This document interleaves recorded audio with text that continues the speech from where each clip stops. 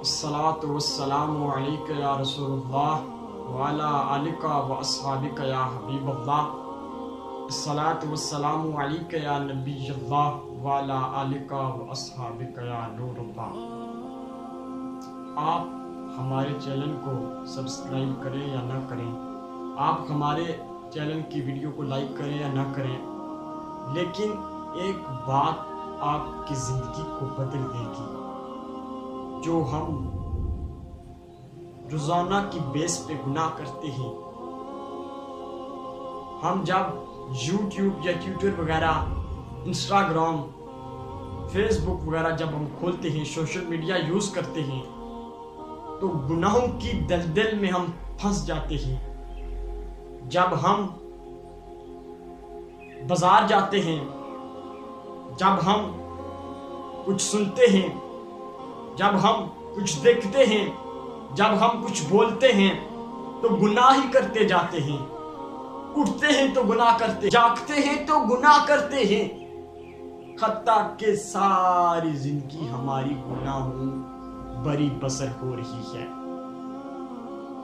ہماری آنکھیں شیطان نے بند کر دی ہیں، ہماری زبان حق بولنے سے گونگی ہو چکی ہے، ہماری آنکھیں حق دیکھنے سے نابینی ہو چکی ہے.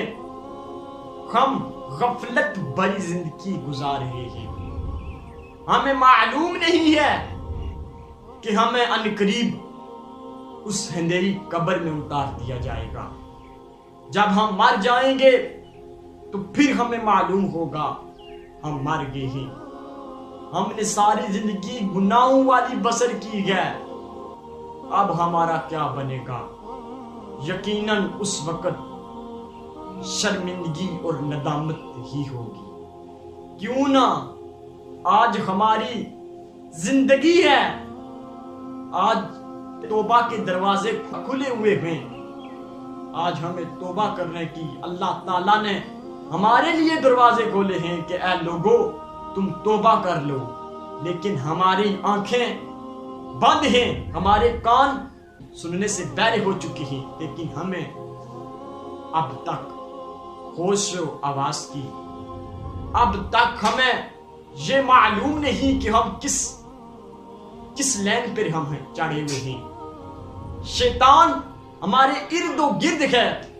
حضرت سیدنا بلال دنا، جو ایک وقت کے، ایک زمانے کے بڑے دنا تھے، آپ ایک وقت آپ کا عمل یہ تھا کہ آپ جنگلوں میں جا کر عبادات کیا کرتے تھے.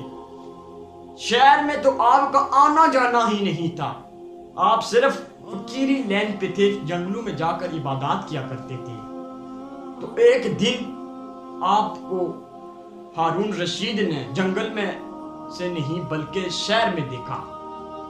تو شہر میں جب اس نے دیکھا اور کہنے لگا کہ اے بلال دنا، تمہیں تو میں نے جنگلوں میں دیکھا کرتا تھا، اب تیرا کام شہر میں کیا ہے؟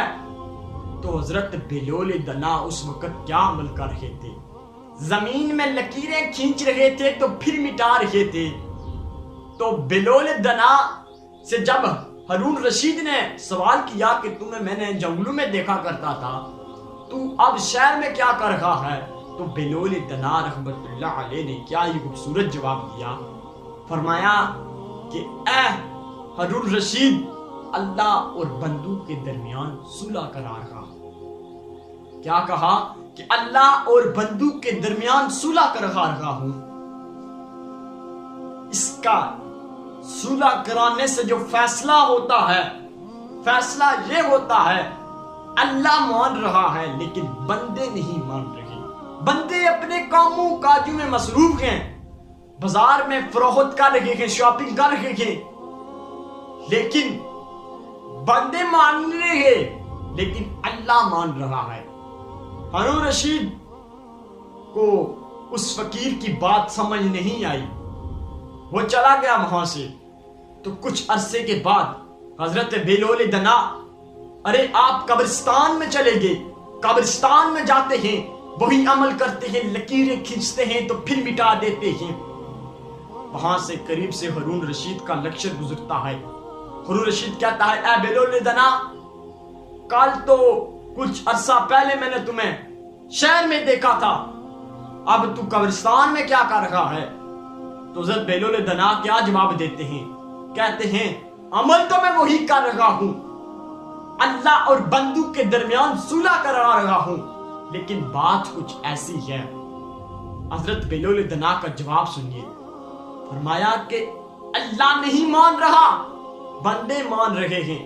بندے کہہ رہے ہیں یا اللہ پاک ہمیں قبر سے دوبارہ زندگی دے دیجئے، ہم دوبارہ زندگی گزارنا چاہتے ہیں، ہم دوبارہ زندگی گزار کر اچھی نیک اور نیک عمل کی زندگی گزاریں گے.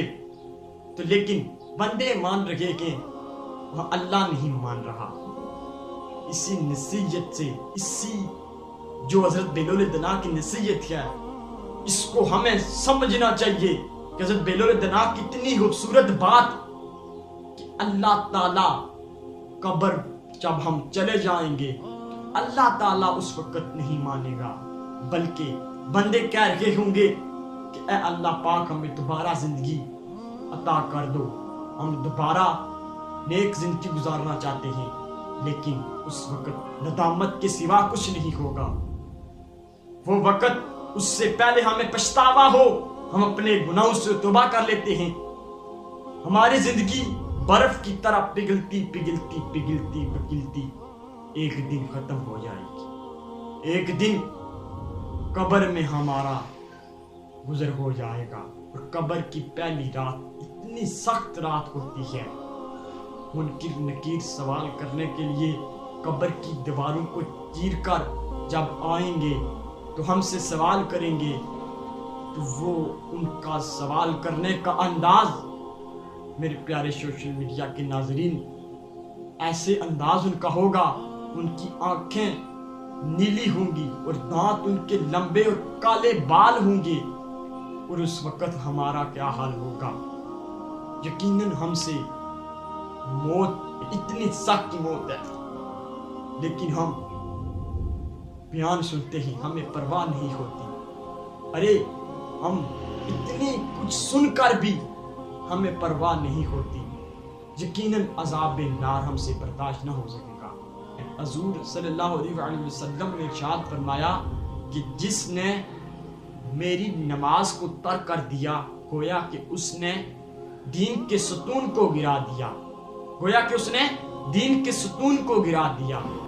اور حضور نے فرمایا کہ منافق کی 4 علامات ہیں. جب بات کرے تو جھوٹ بولے، جب اس کے پاس امانت لکھوائی جائے تو وہ اس میں امانت میں خیانت کرے، اور جب وعدہ کرے تو وعدہ خلافی کرے، اور جب جھگڑا ہو تو وہ گالیاں بکے.